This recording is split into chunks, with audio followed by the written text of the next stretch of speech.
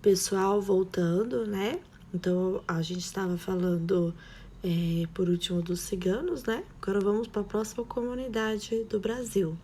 Então, são os pomeranos, né? Os pomeranos, em alemão, Pomerань, são o povo alemão originário da Pomerânia, na região do Mar Báltico, entre as atuais Alemanha e Polônia. A língua original desse povo é o pomerano, mas desde o século XIX o alemão também passou a ser usado na Pomerânia. Aí, ó, esses povos, né, também são uma comunidade no Brasil, né? Aí eles vivem no sul também, né? Mas tem toda a cultura da Alemanha, a língua original deles é o pomerano, né? Mas eles vivem na região sul do nosso país e tem todo o originário, né, da Alemanha, da Polônia, a língua o pomerano que chama. Então, outra comunidade, açoiranos. Os açoiranos é simples, visto que os açoiranos eram as pessoas provenientes da região dos Açores, territórios pertencentes à coroa portuguesa na época. O açoriano passaram a vir ao Brasil sob a forma de casais, o que aconteceu em meados de 1617. Então, são comunidades, são povos bem antigos.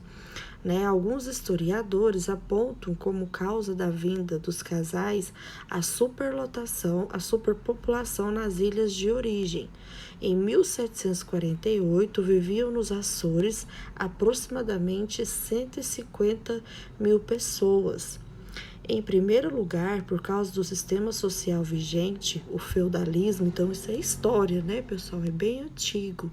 Fez com que os açorianos emigrassem para Santa Catarina em busca de terra e liberdade. Então, esses povos também vivem no sul do Brasil, né? Os açorianos. Então, são comunidades, pessoal, que são diferentes, que têm costumes diferentes, crenças diferentes, né? Tem uma história por trás deles, né? Então, essas comunidades, eles vivem no sul do Brasil e com tudo isso, tá vendo? Como eles são diferentes, se vestem diferentes, são características, né, gente? Como diz a nossa aula, né? Características das comunidades no Brasil. Então, vanzateiros, né? É outra comunidade. Vanzateiros ou barraqueiros, povos que têm a vida ligada ao rio. Assim são os vanzateiros e barraqueiros, que habitam as ilhas e barrancos dos rios como São Francisco também, né? Tocantins e Araguaia. Esses povos ribeirinhos também, os mesmos, bem parecido com os ribeirinhos, né? Observam as cheias e trazem peixes e renovação para a vida. Então, aqui são povos, né, gente, que vivem da pesca também, que vivem no rio, né, as beiradas do rio São Francisco, do Tocantins e do Araguaia. Tá vendo? A maior parte. Então, aqui só um exemplo, né, de o homem vanzateiro, né, da comunidade vanzateiro. Então, outra comunidade, pantaneiro. Os povos pantaneiros na região de Corumbá vivem a uma distância que varia de 80 a 140 quilômetros da área urbana da cidade, sendo compostos por cerca de 160 famílias. Por conta dessa distância, eles tiveram que aprender a retirar da natureza o seu sustento, adaptando-se duas grandes épocas do Pantanal, seca e cheia. Então, pantaneiros aqui vivem no nosso Pantanal, né? São intimamente interligados ao bioma, onde vivem sendo profundos conhecedores dos ciclos da natureza, das plantas e animais, né? Que legal, a Juma Marruá, vocês lembram da novela Pantanal? É bem isso, né, gente? Se pautam na simplicidade, no estilo de vida, possuem tradição religiosa de uso de ervas medicinais e partilham com as culturas indígenas, locais de diversas manifestações de usos e costumes, como as ferramentas de lida com o gado e potes de barro, confeccionados por eles para o uso no dia a dia, além de técnicas de pesca e construção de barcos. Então, a sociedade pantaneira é formada por pessoas com posse das terras, peões, vaqueiros, capatazes, bem como pessoas com funções ligadas aos ciclos das águas, como barqueiros e pescadores. Além disso, há também a figura do garimpeiro, né? Sua constituição parte da miscigenação dos índios, escravos e colonizadores descendentes de europeu. Aqui é uma comunidade que mora no Pantanal, né, gente? Nosso Pantanal, né? E eles vivem, isso, né? De tudo, né? Da pesca, agropecuária, tudo isso. Então, outra comunidade, gerazeiros. Os gerazeiros são populações tradicionais que vivem no Cerrado do Norte de Minas Gerais. Este termo deriva do fato de que, no norte do estado de Minas Gerais, as regiões de Cerrado são conhecidas como gerais, né? São conhecidos como gerazeiros, geralistas ou chapadeiros. Seu modo de vida é completamente alinhado às características do cerrado e de onde tiram tudo o que é necessário para sobreviver. Eles atuam de forma diversificada na produção dos meios de vida por meio da criação de animais, plantação e extrativismo. Bem legal, né, gente, que vivem em Minas Gerais. São povos, são comunidades, né, gente? Como a gente está vendo aqui, apesar de ser bem parecido com nós, eles têm tradição, têm crenças, completamente moradia, completamente diferente das nossas, né? Então, veredeiros, outra comunidade. A identidade veredeira, ela está ligada ao território na forma de criação, plantio e extração de itens diversos na relação equilibrada e estabelecida com o ecossistema das veredas, cerrados e caatinga. Os veredeiros vivem próximos dos cursos d'água, áreas inundáveis e das chapadas, de onde extrai principalmente o buriti, subsídio imprescindíveis à constituição de suas vidas. Olha aqui mais uma característica: os veredeiros habitam, né, os territórios ao longo dos cursos de água de forma dispersa. Existem, porém, uma certa organização e um padrão de ocupação espacial que se constitui por unidades de agrupamento ou grupos rurais de vizinhança, ligados pelo sentimento de localidade, por laços de parentesco, pelo trabalho e manejo da terra, por trocas e relações recíprocas. É bem legal, né? Geralmente, os nomes das localidades veredeiras são os mesmos dos rios que passam pelas comunidades, né? Nem sempre detêm posse de terra, sendo camponeses, muitas vezes arrendatários. Os veredeiros entendem o trabalho como legitimador de posse de terra, mas não de uma posse privada, já que boa parte dessas terras é de uso comum. Então, aqui, um homem veredeiro, né? Que vivem próximo dos rios, né? Pessoal, o que a gente vê a diversidade, né? Do nosso Brasil. A diversidade do nosso Brasil. E como existem comunidades. Aqui eu estou dizendo o que o Ministério da Saúde tem, né? Já identificado, mas pode existir outras e muitas outras comunidades, né? Com crenças, costumes bem diferentes dos nossos. Então, caatingueiros, né? Os caatingueiros é outra comunidade, destacam-se dos demais grupos sociais da região norte mineira, pois completamente ligados ao bioma da caatinga. Tanto em seu modo de produção quanto em seu modo de vida, os processos produtivos ajustados às condições ambientais. Uma dessas características é o conhecimento e utilização de plantas e raízes medicinais.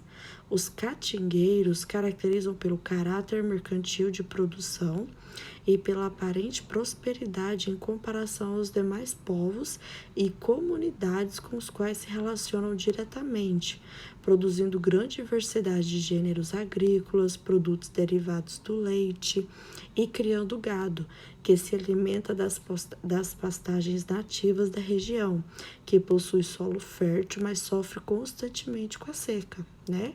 É o que a gente vê na Caatinga, né, gente? A seca é triste.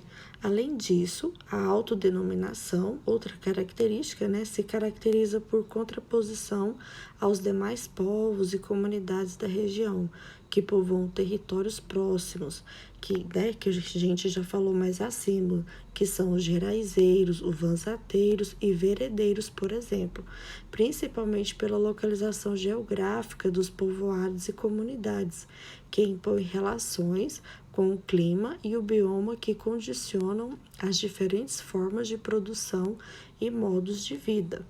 Aí, ó, mas outra característica dos caatingueiros a característica esta comum aos demais povos da comunidade da região, né, que a gente já citou, é a sólida rede de solidariedade familiar e comunitária, expressa principalmente no momento do abate dos animais, como gado e porco, quando parte dos animais são distribuídos entre os parentes e vizinhos, né? Bem legal. Então, assim, são comunidades distintas do Brasil, né? E que vivem entre si, né? Um ajudando o outro. Bem legal. Aqui, os caatingueiros, né? Do nosso país, né? Bem diferente mesmo, né, pessoal? Aqui, nós aqui da cidade, se matamos uma vaca ou um porco, é bem difícil distribuir para os parentes e para os vizinhos, né? Então, outra comunidade, Retireiros do Araguaia. Né, já diz tudo, né, gente, pelo rio Araguaia. Desde que chegaram às margens do rio Araguaia, né, movido pela expansão agrícola dos anos 40, os retireiros poderão usufruir de um dos melhores pastos naturais do país. Todo ano, acaba a temporada de chuva, o rio volta ao seu leito, transformando a área antes alagada em um grande campo verde úmido e enriquecido pelos nutrientes deixados pelo rio Araguaia no Mato Grosso. A esse terreno dá-se o nome de Varjão, e foi nele que há quase 80 anos se instalaram os retiros, né? O nome é dado aos pontos onde cada criador instala sua casa, roça e curral para alimentar o gado durante a estiagem. E lá que eles ficam até voltarem a chuva por volta de outubro. Então, no início do século XXI, grandes lavouras se expandiram, cobiçando o solo fértil e plano das margens do Araguaia, justo às terras dos retireiros, né, que embora sejam apropriadas da União, passaram a ser objeto de fraude e titulação, a famosa grilagem de terras. Né? Ao contrário dos índios, que tem toda essa proteção, né, com eles, a proteção legal para os retireiros é muito precária, né? Diz Wilson Rocha, procurador do Ministério Público Federal, que atuou por 4 anos junto a essa comunidade. Quando chegou o agronegócio, eles não tinham terra garantida, né? Então, o único que ainda tem toda proteção, né, de terra, de proteção da tribo e tudo mais, né, são os índios até hoje, né, gente? Todas essas outras comunidades, eles se viram como pode, né? Todas as comunidades que eu citei assim, eles se viram como pode, da forma que eles produzem, do que eles produzem, do que eles procuram e tudo, né? Então, aqui é um retireiro do rio Araguaia, né? Bem, assim, é interessante, né, pessoal? Assim, um pouco ruim, né, de pensar que a única comunidade, mas assim, seria bem complicado, né, dar toda assistência para todas as comunidades, porque vocês viram que são muitas, né?